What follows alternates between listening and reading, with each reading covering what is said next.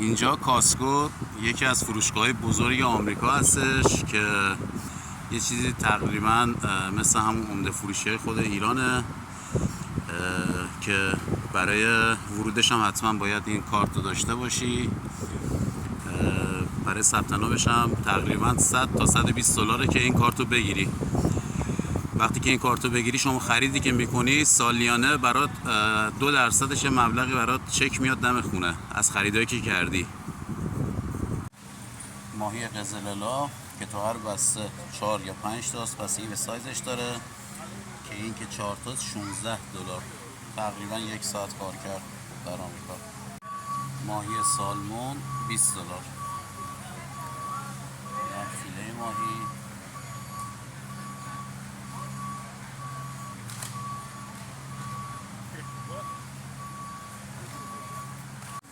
یکی از چیزهای اصلی که مردم بیشتر به هواش میان تو کاسکو همین مرغای سافاریش هستش که دارن زیر قیمت میدن به خاطر جذب مشتری که وارد اینجا شن و خریدای دیگه شون هم انجام بدن. واقعا هم خوشمزه است. این هم دستگاهاشه. هر لاینش هم که یه محصولی گذاشتن برای فروش، یه نفر اینجوری برای تست وایساده تست میکنه، اگه خوشت اومد برمیداری. باکسش اگه برداری به قیمتش بهتر براتون میفته. 9.99، 7.99،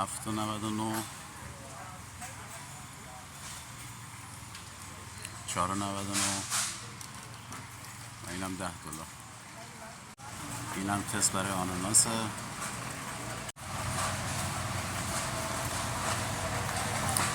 اینجا قسمت خورده فروشیشه، اونجا هم که قسمت عمرشه، یعنی شما جینی میتونی برداری. اینم گوشت چرخ کردهشه که پوندی 3.99 که تقریبا در میادش یه دونش 23 دلار. بعدم جالب اینجاست که شما اینو برمیداری میبری خونه، حتی اگه استفادهش هم بکنی هیچیش نمونه، بیا اینجا بگی بهشون که مثلا خوب نبود یا مثلا بد بود ریختم دور، اینا کل مبلغ دوره بهتون برمیگردونن. کره بادام زمینی 2 عددش 10.79. اینم از نوتلا 2 تاش 13.99. قیمتاش خیلی خوبه. پک عسل 3 تاییش هم که 14.99. این هم یه نوع تبلیغات دیگه توی کاسکو هستش که نوشابه پپسی باشه 69 سنت، بستنی هستش، هات‌داگ 6.50 و این قیمت های روش که از بیرون خیلی ارزون تره. این هم قسمت خوبش واسه ما ایرانی هاست. به به.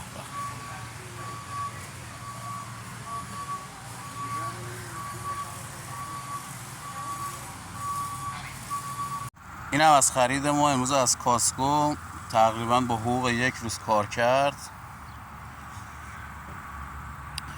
مبلغش هم شد 167 دلار.